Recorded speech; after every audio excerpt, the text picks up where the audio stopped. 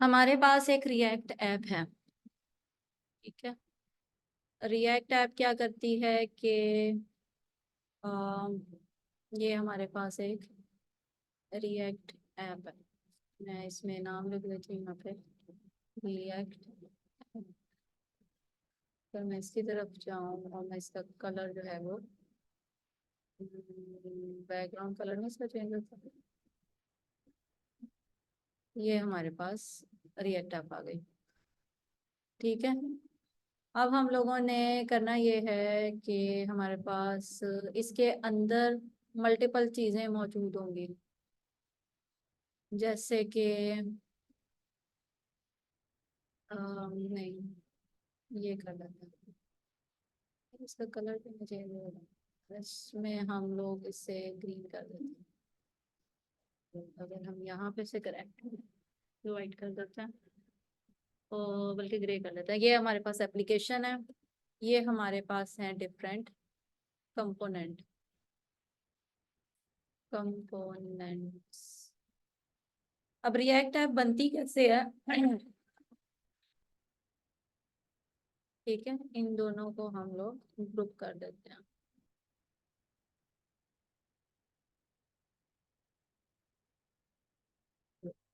ठीक है, ये हमारे पास कंपोनेंट आ गए।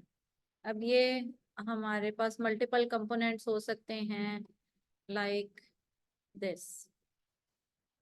ये रिएक्ट ऐप अगर हमारे पास बनी है तो हम कह सकते हैं कि अगर हम लोग वेब ऐप बना रहे हैं तो हमारे पास पहला कंपोनेंट जो है वो नेविगेशन बार हो सकती है। अगर मैं यहाँ पे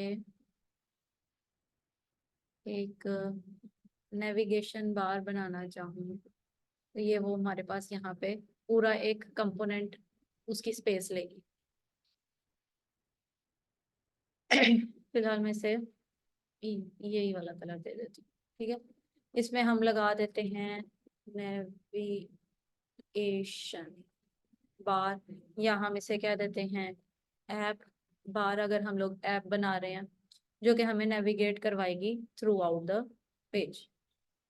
उसके बाद हम लोगों ने एक और चीज बनाई थी, उसके बाद हम लोगों ने एक और चीज बनाई थी जो था हमारे पास हेडर, ठीक है।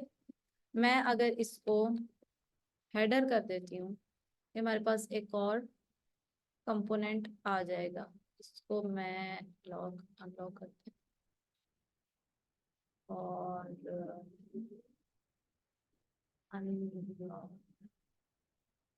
अनग्रुप कर देते हैं। ये हमारे पास एक हेडर आ गया, ठीक है।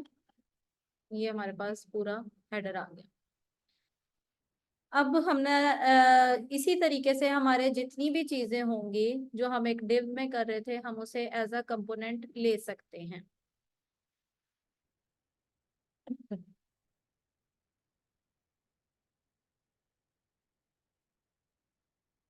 इसमें एक तो कंपोनेंट हमारे पास आ गया। कंपोनेंट क्या करेगा, बेसिक वर्किंग हमारे पास होगी। कंपोनेंट के अंदर कुछ चीजें हम प्रोवाइड करते हैं, जैसे कि एक मिनट में माउस का क्या ये रहा, ठीक है। ये बेसिक तो हमारा हेडर है, इसको मैं यहाँ से इधर कर देती हूँ, दिस इज द हेडर। इसके अंदर मल्टीपल कंपोनेंट हो सकते हैं। एक कंपोनेंट मैं इसमें बनाती हूँ जिसमें मैं कह देती हूँ कि ये इस हेडिंग का कंटेंट होगा, ठीक है। ये हमारे पास एक हेडिंग का कंटेंट आ गया, और इसी के साथ हमारे पास यहाँ पे एक हेडिंग का इमेज आ गई, या इमेज इधर कर लें या कंटेंट इधर कर लें। अब ये जो है ग्रीन वाला, ये है तो सही हेडर, मगर मैं यहाँ पे इसका नाम एक रख देती हूँ। इधर मैं कह देती हूँ कि ये है पेरेंट कंपोनेंट,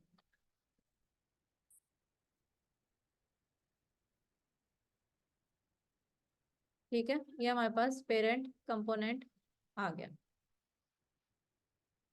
इस पेरेंट कंपोनेंट के, ये ग्रीन वाला हमारे पास पेरेंट कंपोनेंट है, और ये वाला जो है ब्लू वाला हमारे पास चाइल्ड कंपोनेंट आ गया। एक कंपोनेंट के अंदर दूसरा कंपोनेंट हम लोग बना सकते हैं। अब इस चाइल्ड कंपोनेंट के अंदर भी हमारे पास 2 से 3 कंपोनेंट आ सकते हैं। जैसे कि इसका मैं कलर फिलहाल चेंज कर देती हूँ, White, ये ठीक है। ये हमारे पास एक चाइल्ड कंपोनेंट आ गया। चाइल्ड कंपोनेंट क्या कर रहा है, यहाँ पे एक बटन है, वो हमारा चाइल्ड कंपोनेंट कहलाएगा, चाइल्ड का भी सब चाइल्ड कहलाएगा। ठीक है,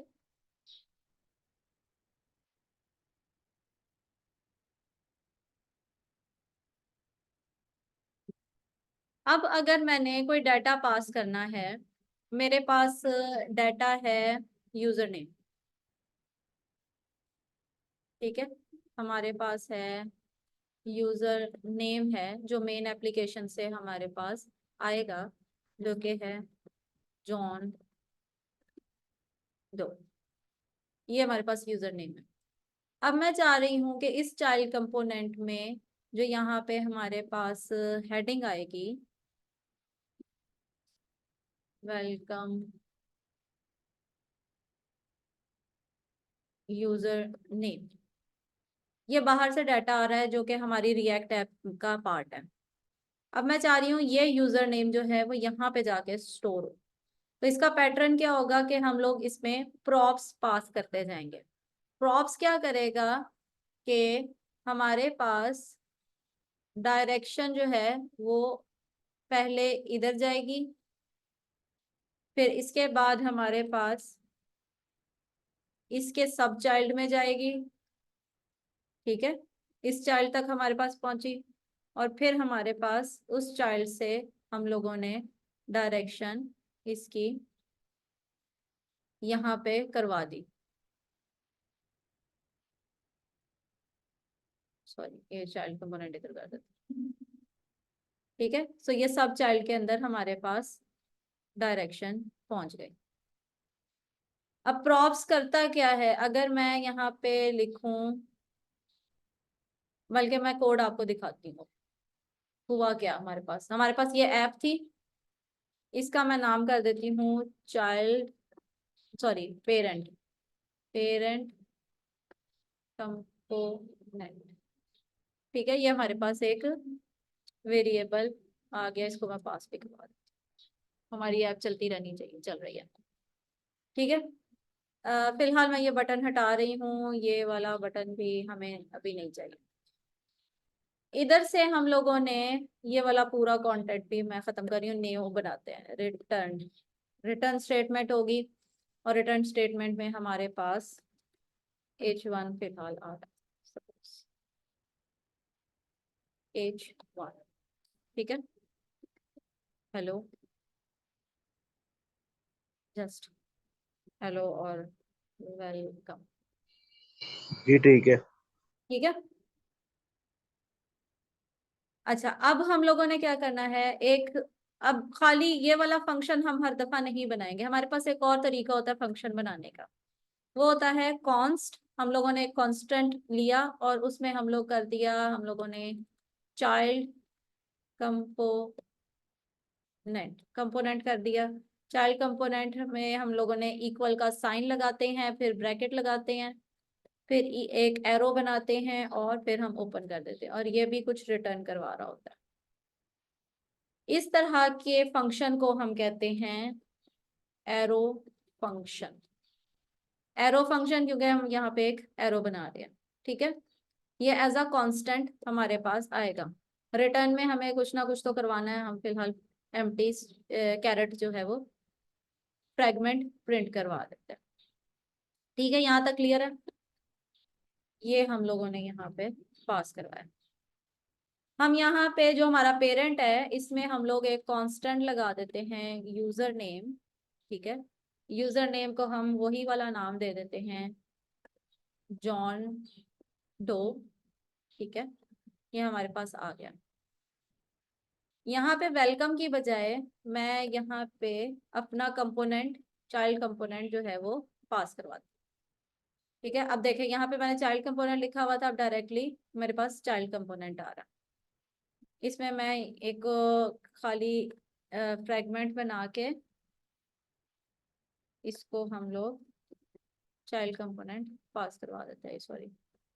ठीक है, ये जो एम्प्टी हमारे पास एंगल ब्रैकेट बनी है ना, इसको हम कहते हैं, सॉरी,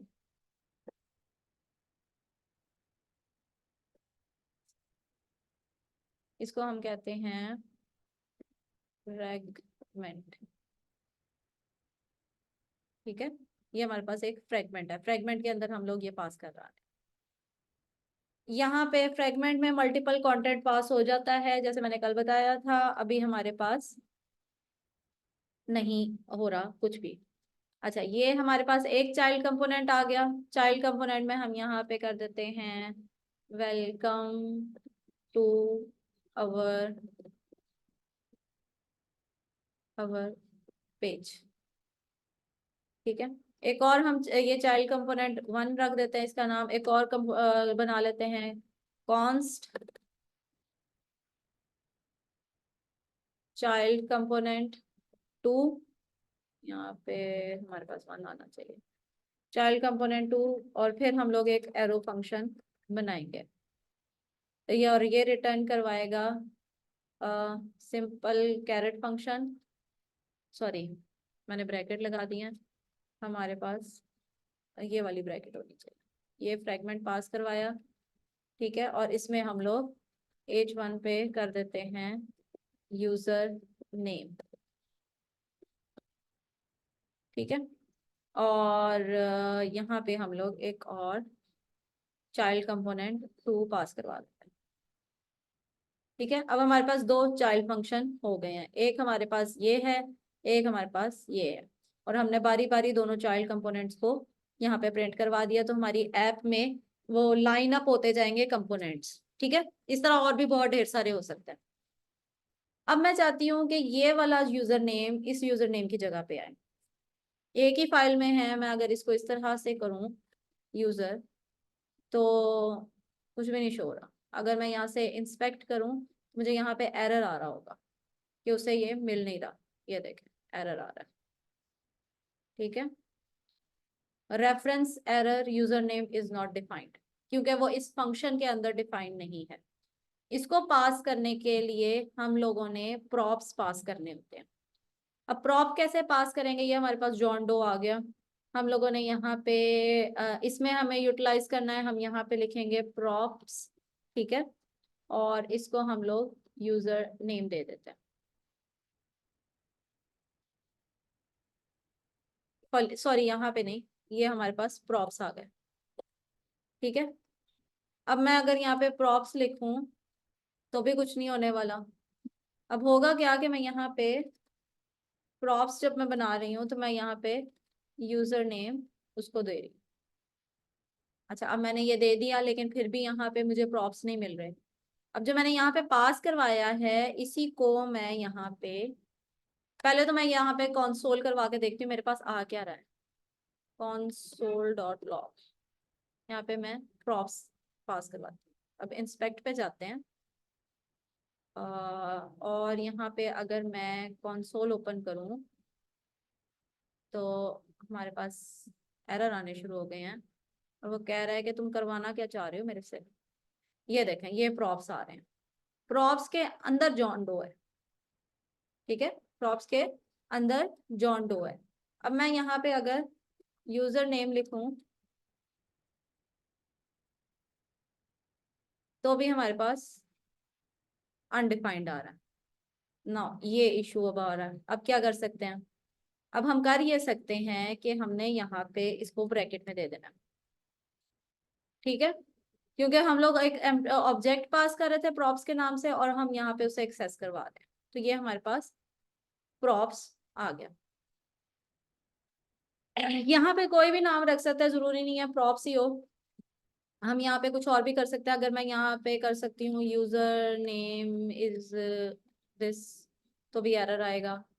ठीक है, तो कोई भी नाम हो सकता है, हम यहाँ पे यूजर नेम लगा सकते हैं, जरूरी नहीं है यहाँ पे प्रॉप्स ही हो, यहाँ पे प्रॉप्स हो, लेकिन यहाँ पे जो चीज होगी वो यहाँ पे भी होनी चाहिए।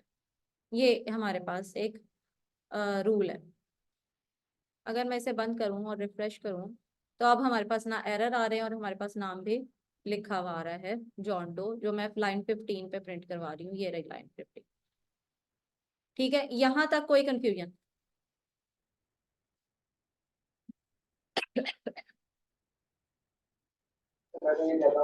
मैम ये रूल्स के बारे में दोबारा बताना है, जो आपने प्रोप्स के बारे में भी बताया, थोड़ा सा एक्सप्लेन करना है इसको।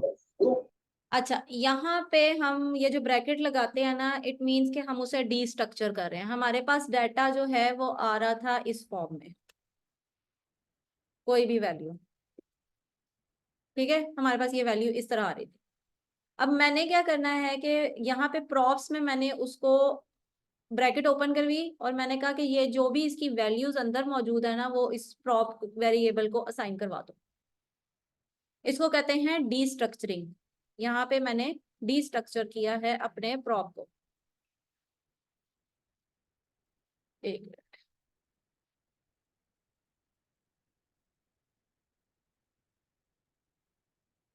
ये डी स्ट्रक्चरिंग किया इस तरह से। यहाँ पे अगर मैं कह देती हूँ कि मेरे पास वैल्यू आ रही थी यहाँ पे जॉन डो की, ठीक है, मैंने कहा कि भाई इसको डी स्ट्रक्चर करो, बल्कि मैं एक मिनट, इसको अगर मैं इसी तरह करूँ, मैं यहाँ पे यूटिलाइज भी नहीं अभी कर रही, ठीक है, एरर नहीं आने चाहिए। और मैं यहाँ पे कंसोल करवाती हूँ, कंसोल लॉग, और फिर मैं आपको दोबारा से दिखाती हूँ कि प्रॉप्स में हो क्या रहा।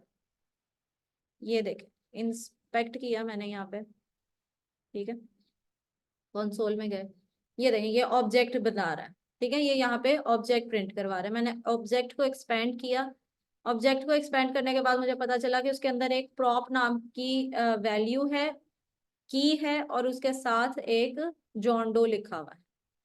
मैंने क्या किया कि मैंने इसको डी स्ट्रक्चर कर दिया। डी स्ट्रक्चर करने से क्या हुआ कि अब जो मेरे पास वैल्यू आएगी वो डायरेक्टली इसकी वैल्यू आ रही है। मैंने इसको अपने पास एज अ वेरिएबल निकाल दिया।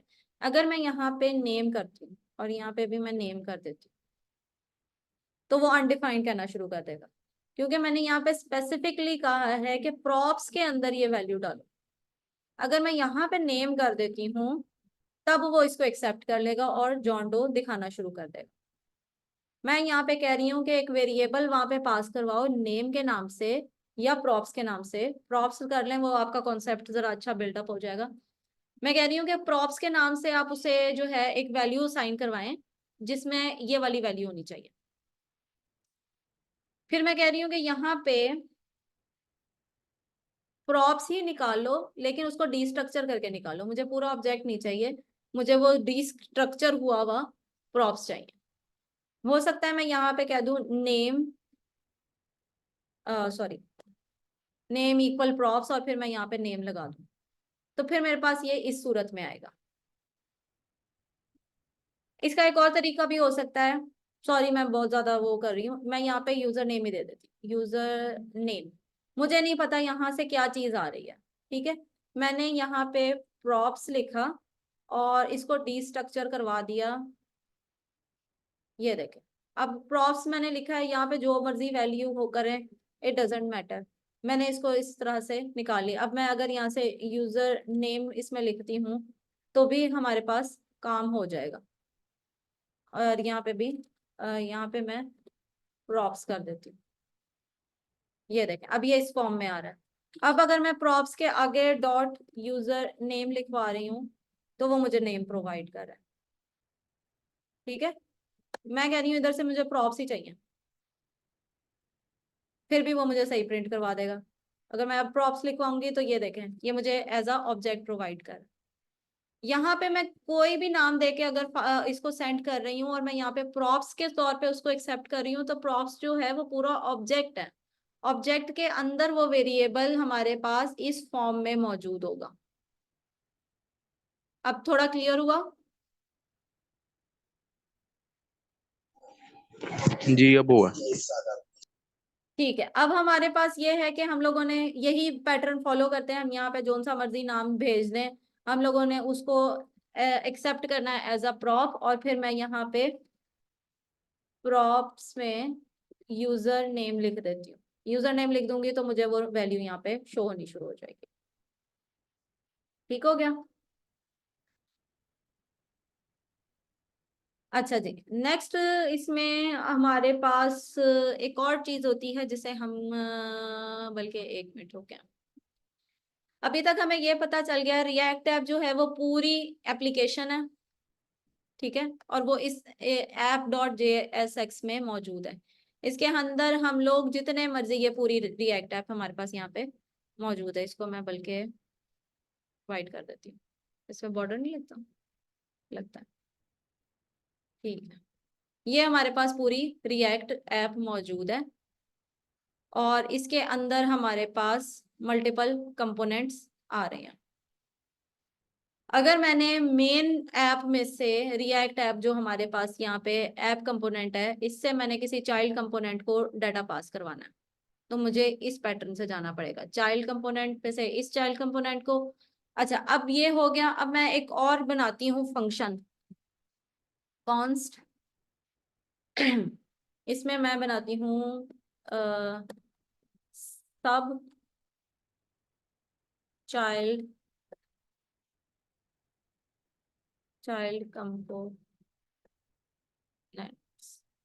कंपोनेंट 1। ये हमारे पास एक फंक्शन आ गया। मैं एरो फंक्शन इसलिए बना रही हूँ क्योंकि लेटेस्ट डॉक्यूमेंटेशन में है कि आपको मोस्ट प्रोबेबली एरो फंक्शन ही बनाया करें, इसलिए। अच्छा, ये तो हमारे पास हो गया। अब मैं चाहती हूँ यहाँ पे ये जो 1 वाला है ना, ये इधर से ना आए। मैं जो सब चाइल्ड होगा ना, वहां पे मैं इसे सेट करवा दूं और वो चीज मुझे प्रोवाइड कर दे। अब यहाँ पे H1 है, ठीक है, H1 है। इसमें मैं कह देती हूँ ये है हमारे पास, इसका काम है सिर्फ ये प्रिंट करवाना, और मैं इसको एक वैल्यू दे देती हूँ H1 बार बार आ रहा है,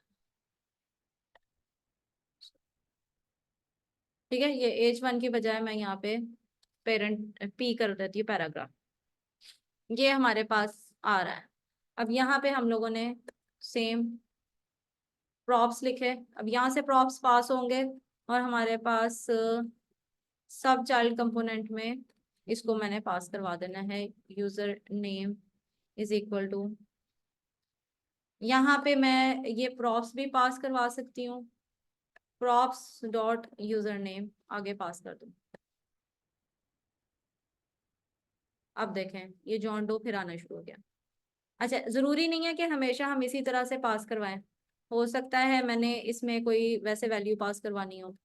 मैं यहाँ पे दोबारा लिख दूंगी इस तरीके से, स्मिथ, ठीक है। मैं जो कुछ भी यहाँ पे पास करवा रही हूँगी उसने आगे उसमें शो करवा देना मुझे। हो सकता है कि मैं यही काम जो यहाँ पे मैं कर रही हूँ, मैं ये चाइल्ड कंपोनेंट 2 को मल्टीपल टाइम्स जो है वो प्रिंट करवा दूँ। अब ये क्या हो रहा है कि यहाँ पे मैं आ, इस तरह से पास करवा दूँ। अब देखें हर जगह जो है वो ऐड होने शुरू हो गए हैं। इसको कहते हैं यूजिबिलिटी। मैंने इतना कोड लिखा नहीं है, ये जितनी लाइंस आ रही हैं, मैंने सिर्फ एक फंक्शन बनाया है। ये फंक्शन बनाए हैं और मैं उसे मल्टीपल टाइम्स जस्ट उसे प्रिंट करवा रही हूँ। ये मैंने हटा देती हूँ।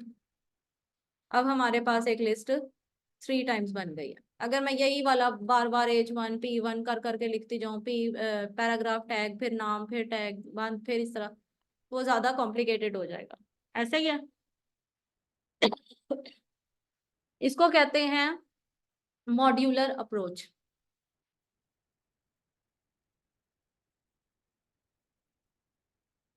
इसमें हमने छोटे छोटे फंक्शन की तरह के मॉड्यूल्स बना दिए हैं और उन मॉड्यूल्स को, उन फंक्शंस को हम बार बार यूज कर रहे हैं, मीन्स के हम लोग इसकी यूजिबिलिटी बढ़ा रहे हैं।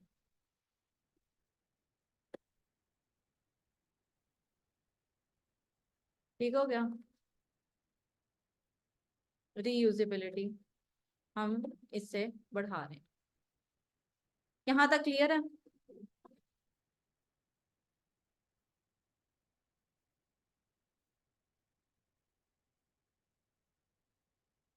अच्छा, ये प्रॉप्स जो हैं ये रीड ओनली है, अगर मैं इसमें कोई चेंजिंग करना चाहूँ तो वो मैं नहीं कर सकूंगी। इट्स अ कांस्टेंट, ठीक है। तो या तो मैं किसी में इसको असाइन करवा लूँ और फिर उसमें चेंज करूँ, दैट वुड बी हेल्पफुल। लेकिन ये जो एक दफा प्रॉप्स की सूरत में जो हम चीज पास करवा रहे होते हैं वो रीड ओनली होते हैं। ओके जी। अब ये जो बार बार हम लोग प्रिंट करवा रहे हैं, जैसे कि हम कहते हैं console dot log, it is री रेंडर, ये देखें री रेंडर हो रहा है, ये बार बार मैं रिफ्रेश करती हूँ तो ये 2 दफा रेंडर हुआ है, 1 और 2। अगर मैं इसको हर एक में लगा दूं और मैं देखना चाहूँ कि ये सब सब चाइल्ड और ये हमारे पास है चाइल्ड कंपोनेंट 2, ठीक है, और ये है हमारे पास चाइल्ड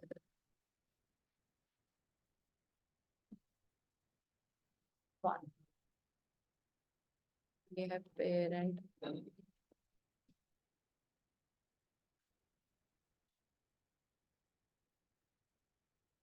ठीक है, ये हमारे पास आ गया। इसको मैं बिल्कुल खत्म करती हूँ, इसको मैं बड़ा कर देती हूँ और मैं इसे रिफ्रेश करती हूँ। अब देखें इसने री रेंडरिंग की कैसे है। पहले पेरेंट कंपोनेंट हुआ है, फिर चाइल्ड, फिर ये वाला हमारा प्रिंट हुआ है, फिर दूसरा कंपोनेंट 2 प्रिंट हुआ है, उसके अंदर चाइल्ड सब चाइल्ड उसका प्रिंट हुआ है, फिर उसने जो है दोबारा से ये वाला किया है, ठीक है, और फिर वो री रेंडर हुआ है।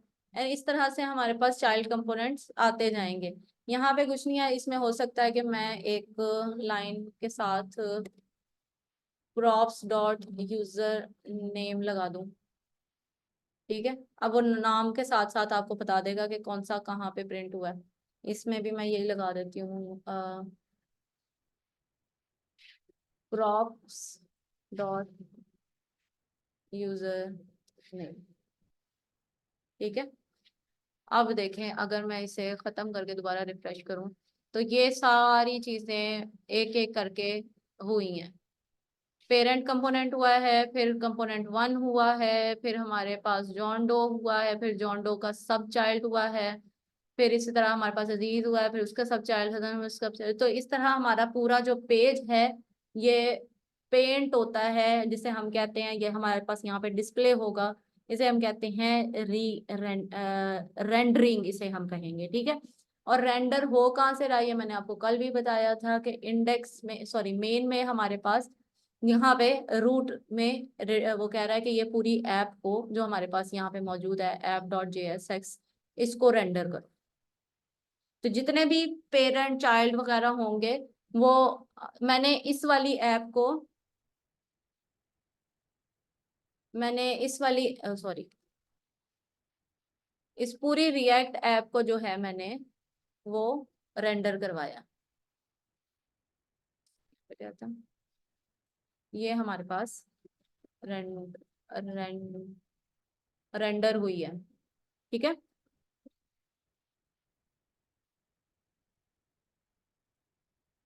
ये हमारे पास यहाँ पे ये रेंडर हुई है, ये ऐप रेंडर किया है हम लोगों ने। इस ऐप के अंदर मल्टीपल कंपोनेंट्स हैं, वो सारे के सारे कंपोनेंट्स जो हैं वो रेंडर होंगे, और फिर हमारे पास जो है वो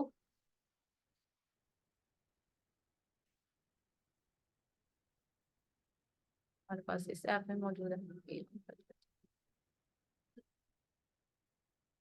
इधर से डाटा इधर गया इस वाले कंपोनेंट में, इधर से डाटा इधर गया इस वाले कंपोनेंट में, एंड फिर सब चाइल्ड के अंदर हम लोगों ने उसका यूजर नेम क्रिएट करवा दिया। प्रोसेस क्लियर हुआ? जी। ओके। रेंडरिंग असल में होती क्या है कि वो पूरा प्रोसेस है जिसमें रिएक्ट अपडेट करती है यूजर UI को। ये जो हम लोग बना रहे हैं ना, ये हमारे पास UI है, कहाँ गया ये हमारे पास UI है जो पूरा का पूरा पेंट हो रहा है हमारी वेबसाइट पे, ठीक है।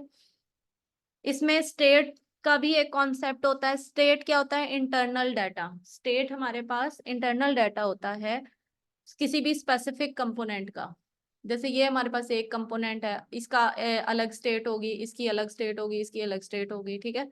तो इन सारों की स्टेट होती है जो कि हर दफा ट्रिगर हो जाती है जैसे ही री रेंडरिंग होती है। अगर मैं यहाँ पे कल मैंने आपको यू स्टेट के बारे में बताया था, बताया था।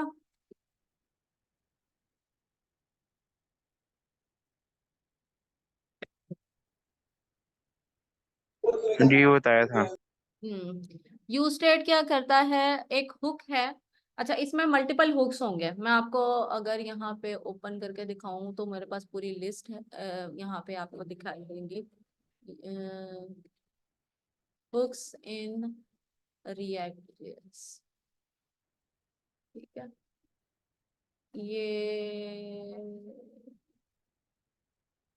ये हमारे पास बिल्ट इन हुक्स हैं। ये स्टार्ट होते हैं यूज कीवर्ड से, जैसे ये है यूज स्टेट। ठीक है, ये एक हुक है, स्टेट हुक इसे कहते हैं।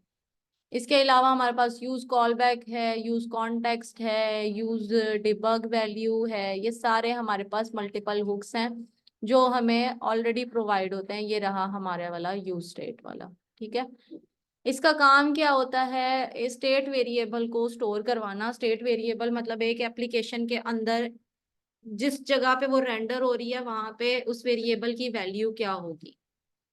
ठीक है, स्टेट मैनेजमेंट की तरफ हम अभी आएंगे मेरे ख्याल में। ये मैं यू स्टेट से स्टार्ट करवाऊंगी आपका, और ये हम लोग सारे हुक्स जो हैं वो एक एक करके करेंगे। फिलहाल जो कॉन्सेप्ट था कि हम लोगों ने एक ऐप को देखना किस तरह से है, वो हम लोग अभी उस पर फोकस करते हैं। अभी तक तो आपको ये क्लियर हो गया कि हम लोगों ने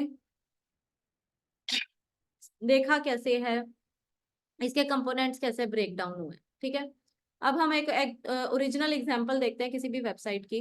जैसे कि यहाँ पे हम लोग नेक्स्ट स्किल ओपन कर लेते हैं। इसके अंदर हम लोग हमारी जो यूआई है उसको मल्टीपल कंपोनेंट में डिवाइड करके देख एनालाइज करेंगे कि किस तरीके से काम हो रहा है। ये हमारे पास एक वेबसाइट है, इसको मैं फिलहाल यहाँ पे मैं पेंट करवाती हूँ और यहाँ पे मैं इसे ऐड करवाती हूँ। फिर हम इसके कंपोनेंट्स को देखते हैं।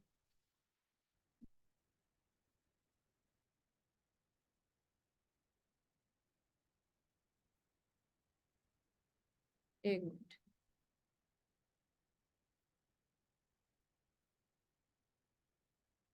मैं ऐड नहीं होती। ओके, यहाँ से हमें बस स्क्रीनशॉट सेव हुआ होगा।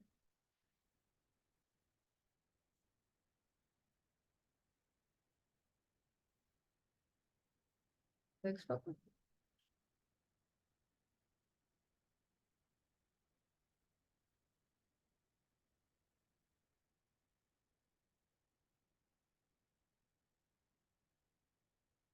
ये रहा। ठीक है, अब इसके हम लोग एक एक करके, सॉरी, देखते हैं कि इसमें कौन कौन से कंपोनेंट मौजूद है। सबसे पहले हमारे पास जो कंपोनेंट आ रहा है वो है ये वाला, दिस वन। ठीक है, ये मैं से कर लेते हैं। बता सकते हैं इसका नाम क्या होगा कंपोनेंट का?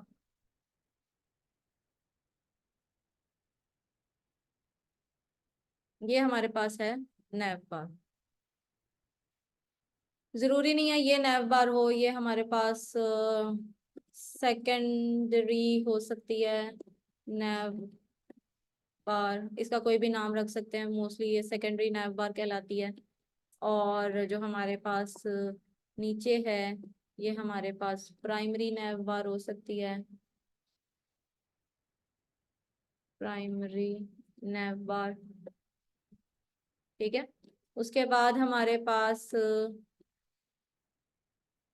अ, ये पूरा जो सेक्शन है हमारे पास, ये वाला, ये पूरा सेक्शन हमारे पास हेडर कहलाएगा। ठीक है, इसको अगर मैं थोड़ा ट्रांसपेरेंट हो जाए तो ये क्या ही बात है। इसको हम इस तरीके से डिवाइड कर देते हैं। ये इतना और ये हमारे पास इतना, और इसको हम कर देते हैं नो कलर और इसमें हम लाइन लगा देते हैं। ठीक है, नो कलर का मतलब ट्रांसपेरेंट नहीं होता, नो। फिर ये देखें, ये हमारे पास आ गया। इसको हम रेड कर देते हैं, ये थोड़ा थिक कर देते हैं।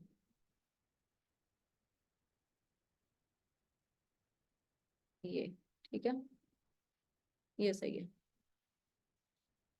ये हमारे पास है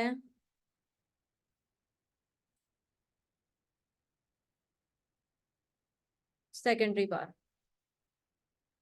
अब अगर हम लोग इसी को इसको लेने से ये देखें, ये हमारे पास आ गई प्राइमरी बार। ये हमारे पास प्राइमरी बार आ गई।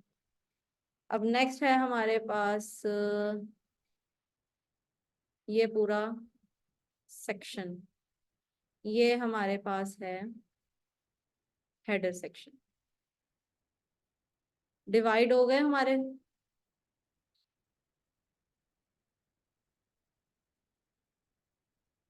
ठीक है, अब ये जो हमारे पास आ रहा है सेक्शन, इसको हम आर्टिकल्स कह सकते हैं।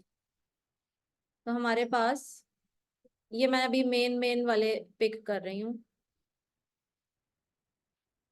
ये हमारे पास एक मेन सेक्शन बन गया। इसको हम कह सकते हैं कि ये हमारे पास आर्टिकल है।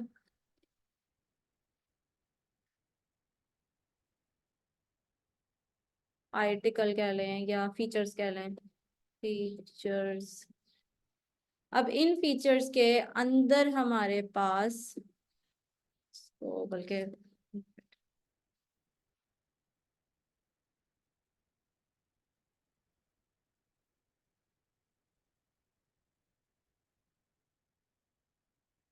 इसको हम लोग छोटे छोटे सब कंपोनेंट में डिवाइड कर देते हैं।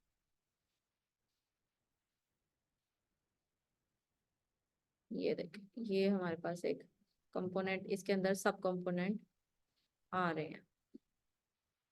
इसको हम कोई और कलर दे देते हैं, ग्रीन कर देते हैं, सॉरी कलर इसमें जाके कर देते हैं, ग्रीन कर देते हैं।